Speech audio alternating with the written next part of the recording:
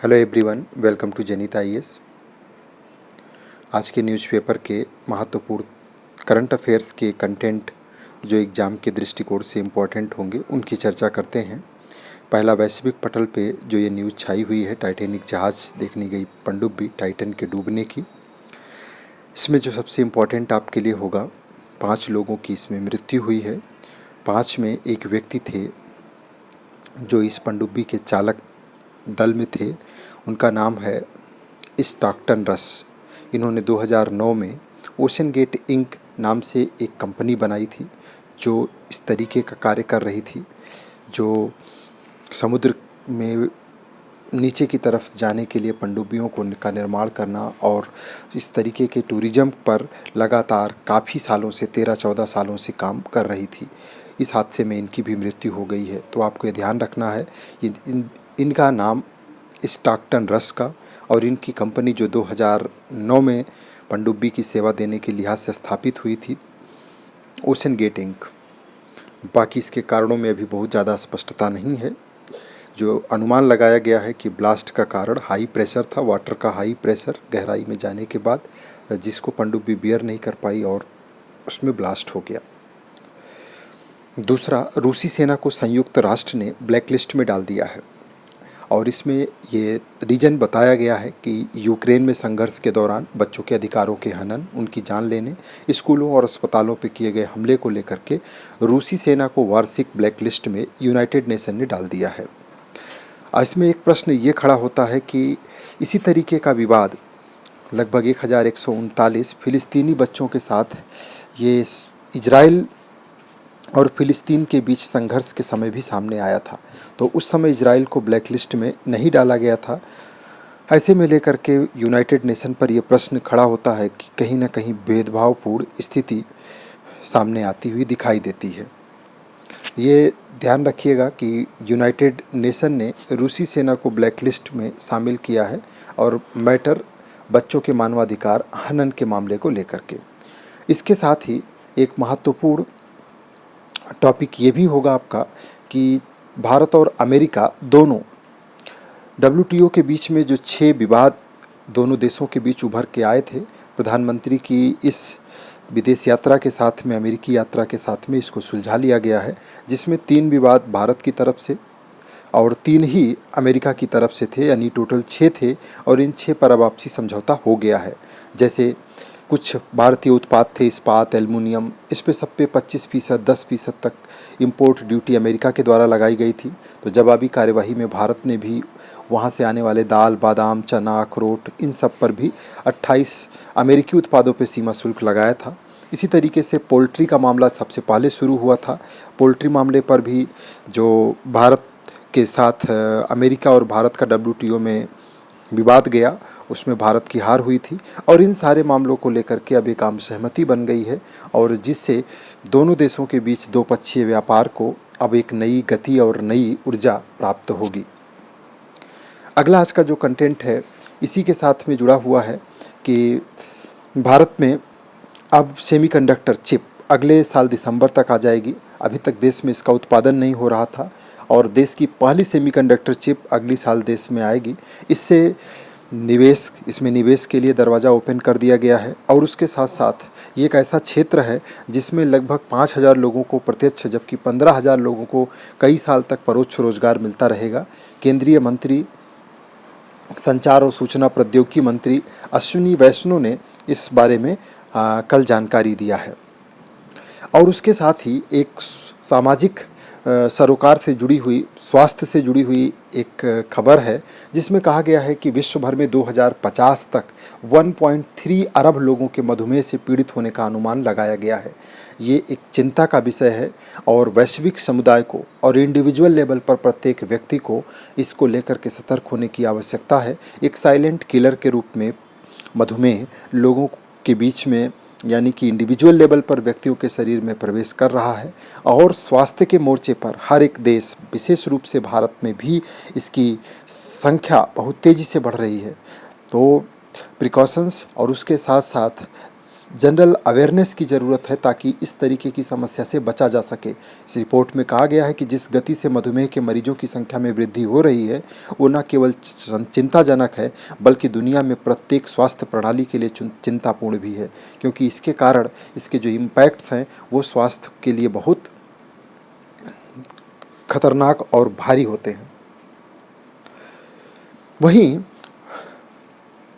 नितिन गडकरी जी ने एक बहुत सोशल इश्यूज से रिलेटेड, सामाजिक मुद्दों से रिलेटेड एक महत्वपूर्ण बात सामने रखी है जो चर्चा का विषय बनी है कि विषमताएं खत्म नहीं हुई तो आत्मनिर्भर भारत संभव नहीं है। सामाजिक और आर्थिक विषमता को खत्म करना जरूरी होगा। सड़क और परिवहन राज्य मंत्री हैं श्री नितिन गडकरी, उन्होंने कहा कि कृषि, ग्रामीण और आदिवासी क्षेत्रों पर अधिक ध्यान देने की ज़रूरत है। सरकार कि जो प्रत्येक सरकारी नीति का मकसद इन क्षेत्रों में जीडीपी में योगदान को बढ़ाकर 25% करना होगा, जो इस समय 12% है, और तभी भारत में विषमता को समाप्त करके ही आत्मनिर्भर भारत बनाया जा सकता है। समावेशी विकास के लिए वित्तीय समावेशन बहुत ज़रूरी है और वित्तीय समावेशन के द्वारा समान अवसर प्रदान करके, उत्पादन के अवसर प्रदान करके, रोजगार के अवसर प्रदान करके विषमता को समाप्त किया जा सकता है। इसके साथ ही प्रधानमंत्री की अमेरिकी संसद की संयुक्त बैठक में उन्होंने आतंकवाद पर कड़ा प्रहार करते हुए इसमें इफ और बट की नीति को बिल्कुल न चलने देने की वकालत किया। उन्होंने कहा इसमें अगर और मगर के लिए कोई जगह नहीं है। संयुक्त बयान में दोनों देशों ने, भारत और संयुक्त राष्ट्र अमेरिका, दोनों ने आतंकवाद और चरमपंथ से लड़ने का संकल्प लिया। ये भारतीय और अमेरिकी दोनों चूंकि इस समस्या से पीड़ित रहे हैं और वैश्विक पटल पर आतंकवाद अभी भी विभिन्न स्वरूपों में अपनी मौजूदगी दर्ज किए हुए है। यह आवश्यक है कि इस पर पूरे दुनिया के राष्ट्र गंभीरता से विचार करें और एक साझा रणनीति का निर्माण करें जिससे इस समस्या से आसानी से निपटा जा सके। आज प्रधानमंत्री की मिस्र यात्रा होगी अमेरिकी यात्रा के बाद, और वो अल हकीम मस्जिद भी जाएंगे। प्रधानमंत्री 2 दिन की यात्रा पे मिस्र की जो राजधानी है वो कायरो, वहाँ जाएंगे और 11वीं सदी की अल हकीम मस्जिद का दौरा करेंगे। इस मस्जिद का सबसे बड़ी विशेषता यह है कि 10वीं सदी के अंत में इसका निर्माण कार्य शुरू हुआ था और लगभग 1013 में इसका निर्माण कार्य पूरा हो गया था। और मस्जिद का निर्माण मूल रूप से अल हकीम अम्र अल्लाह के पिता खलीफा अल अजीज बिल्लाह ने 10वीं शताब्दी में कराया था। ये 13,560 वर्ग मीटर के क्षेत्र में फैली हुई है। 4,000 वर्ग मीटर के बड़े क्षेत्र में है ये मस्जिद। और उसके साथ ही साथ प्रधानमंत्री हेलियोपोलिस शहीद स्मारक भी जाएंगे जहां पे प्रथम विश्व युद्ध में शहीद हुए भारतीय सैनिकों को श्रद्धांजलि भी अर्पित करेंगे। तो एक कायरो स्थित अल हकीम मस्जिद ये इम्पॉर्टेंट रहेगी, इसको ध्यान रखिएगा कि प्रधानमंत्री ने चूँकि इस जगह पे दौरा किया है तो करंट के लिए ये करंट इम्पॉर्टेंट हो जाएगा। उसके साथ ही प्रधानमंत्री अपने इस दौरे में अमेरिकी प्रथम महिला यानी कि राष्ट्रपति बाइडेन को उपहार में उन्होंने जो साड़ी भेंट करी है, झारखंड के गोड्डा ज़िले के भगैया और सरायकेला के ये कुचाई के तसर सिल्क से देश भर में जो है बड़ी मांग इसकी रहती है और इसको अहिंसा सिल्क के नाम से भी जाना जाता है, कुचाई के रेशम को। और इसकी साड़ियाँ देश में तमाम हस्तियों के आप ऊपर देख सकते हैं। उसके साथ ही साथ ये काफ़ी अधिक चर्चा में रहती है और इसका ऐतिहासिक बैकग्राउंड भी है। चीनी यात्री ह्वेनसांग के यात्रा वृत्तांत और ब्रिटिश गजेटियर में भी जो संताल परगना है उसके भगैया सिल्क का जिक्र की चर्चा है और दुनिया भर में ये अपनी अलग पहचान रखता है। सिल्क के धागे में सेरिसीन और फाइब्रिन नामक प्रोटीन होते हैं जो पानी सोखने में की क्षमता रखते हैं। इस कारण से गर्मी में ये ठंडी और ठंडी में गर्माहट का एहसास कराती है।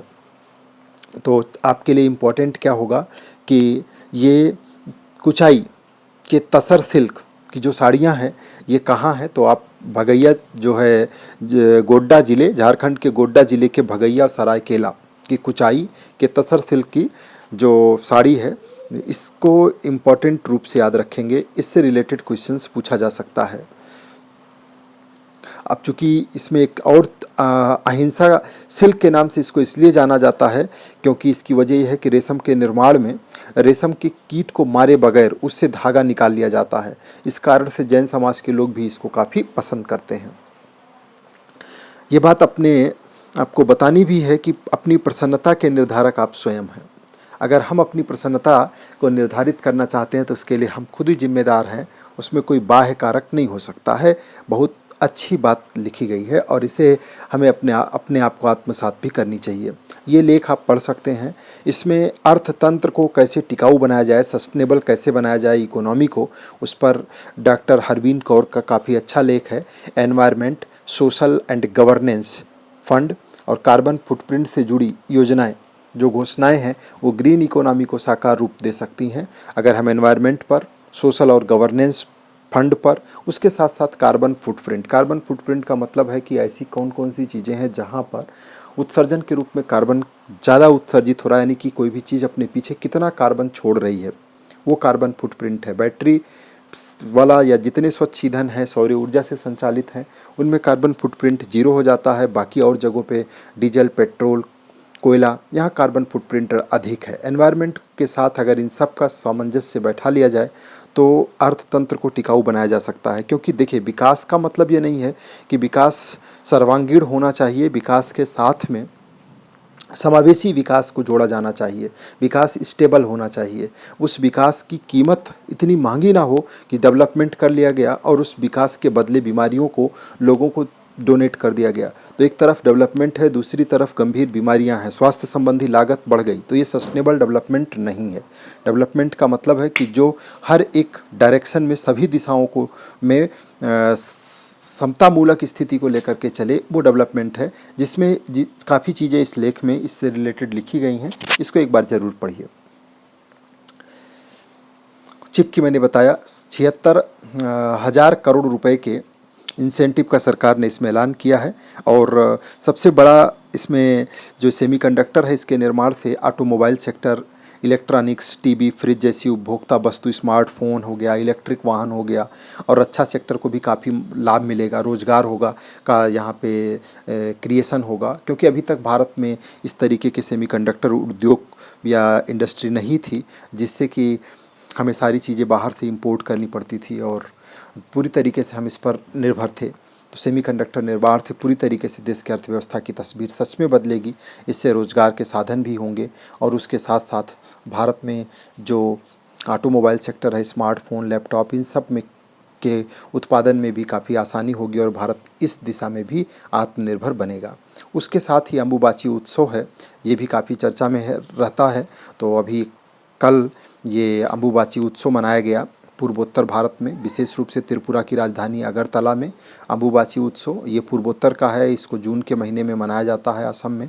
और अंबुबाची त्रिपुरा है ये या फिर असम है, यहाँ का एक अपना स्थानीय उत्सव है जिसमें महिलाएं एक दूसरे के चेहरे पर सिंदूर लगाती हुई आपको दिखाई देंगी। इस तरीके से इस उत्सव का आयोजन किया जाता है।